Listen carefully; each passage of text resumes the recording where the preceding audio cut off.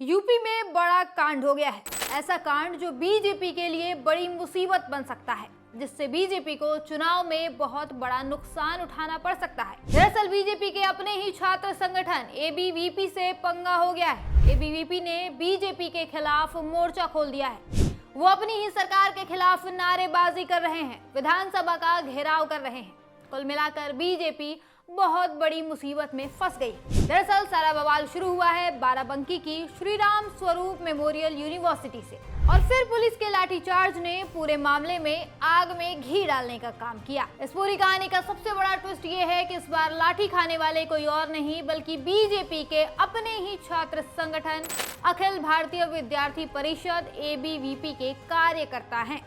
क्या है पूरा मामला और ये बीजेपी के लिए आने वाले चुनाव में कितनी बड़ी मुसीबत बन सकता है, समझते हैं। सबसे पहले तो जान लीजिए कि एबीवीपी बीजेपी का बड़ा बैकबोन माना जाता है। बीजेपी के कई बड़े नेता जैसे अमित शाह और अरुण जेटली एबीवीपी से ही निकले हैं। ये संगठन बीजेपी के लिए युवा वोटरों को जोड़ने का काम करता है, मतलब बीजेपी की ताकत एबीवीपी है। लेकिन अब उसी एबीवीपी पर योगी की पुलिस ने लाठी बरसा दी है।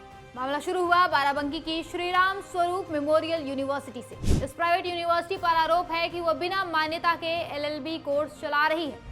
2021 में इस कोर्स की मान्यता खत्म हो चुकी थी, लेकिन यूनिवर्सिटी फिर भी स्टूडेंट्स से एडमिशन ले रही थी। छात्रों का आरोप है कि उनके भविष्य के साथ धोखा हुआ। 4 साल से एग्जाम नहीं हुए और उनकी डिग्री की कोई वैल्यू नहीं है। बस यही गुस्सा लेकर छात्र और एबीवीपी कार्यकर्ता सोमवार को यूनिवर्सिटी के बाहर प्रोटेस्ट करने पहुंचे, लेकिन वहां जो हुआ उसने सबको चौंका दिया। पुलिस ने प्रदर्शन कर रहे छात्रों और एबीवीपी कार्यकर्ताओं पर लाठी चार्ज कर दिया। सोशल मीडिया पर वीडियोस वायरल हुए जिसमें साफ नजर आ रहा है कि पुलिस ने स्टूडेंट्स और कार्यकर्ताओं को दौड़ा कर पीटा। करीब 25 लोग घायल हुए, जिनमें से कई को मेयो अस्पताल और लखनऊ ट्रॉमा सेंटर में भर्ती कराया गया। अब एबीवीपी का कहना है कि पुलिस ने बिना बात के लाठियां बरसाई, जबकि वो शांतिपूर्ण प्रदर्शन कर रहे थे। तो वहीं दूसरी तरफ पुलिस का दावा है कि छात्रों ने गादिया पुलिस चौकी में तोड़फोड़ की, शीशे तोड़े, इसलिए लाठी चार्ज करना पड़ा। इधर इस बवाल की खबर जैसे ही सीएम योगी आदित्यनाथ तक पहुंची तो वो नाराज हो गए। उन्होंने तुरंत एक्शन लिया। बाराबंकी के सीईओ हर्षित चौहान को सस्पेंड कर दिया गया। इंस्पेक्टर और चौकी इंचार्ज को लाइन हाजिर किया गया है।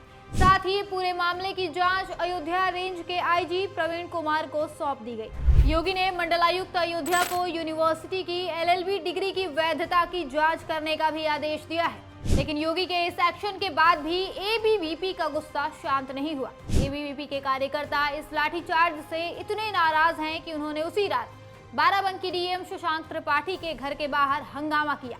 डीएम का पुतला जलाया और एसपी ऑफिस तक मार्च निकाला।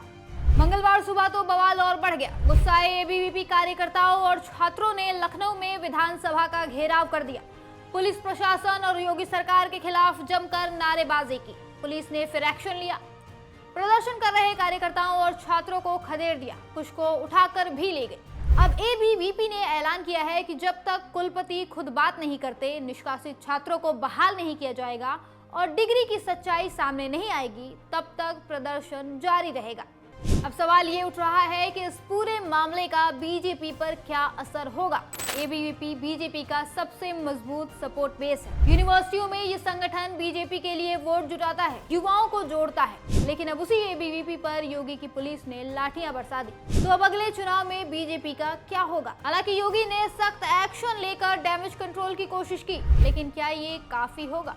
सोशल मीडिया पर एबीवीपी कार्यकर्ता खुलकर अपनी ही सरकार के खिलाफ बोल रहे हैं। ऐसे में बातें हो रही हैं कि अगर आने वाले 2027 के यूपी विधानसभा चुनाव में एबीवीपी के कार्यकर्ता नाराज रहे तो बीजेपी को बड़ा नुकसान हो सकता है। खासकर युवा वोटरों का भरोसा टूट सकता है, जो पहले से ही बेरोजगारी और शिक्षा जैसे मुद्दों पर सरकार से नाराज है। कुल मिलाकर अगर एबीवीपी ने अपनी ही सरकार के खिलाफ मोर्चा खोल दिया तो बीजेपी के लिए बहुत बड़ी मुसीबत खड़ी हो जाएगी।